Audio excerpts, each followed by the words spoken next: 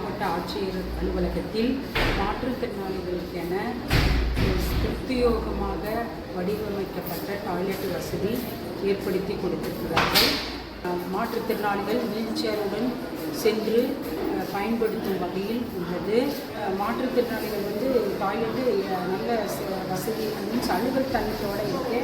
மேலும் அனைத்தையும் செய்து கொடுத்த சானிடேஷன் ஃபர்ஸ்ட் அமைப்பிற்கு எனது நன்றியை தெரிவித்துக் கொள்கிறேன்.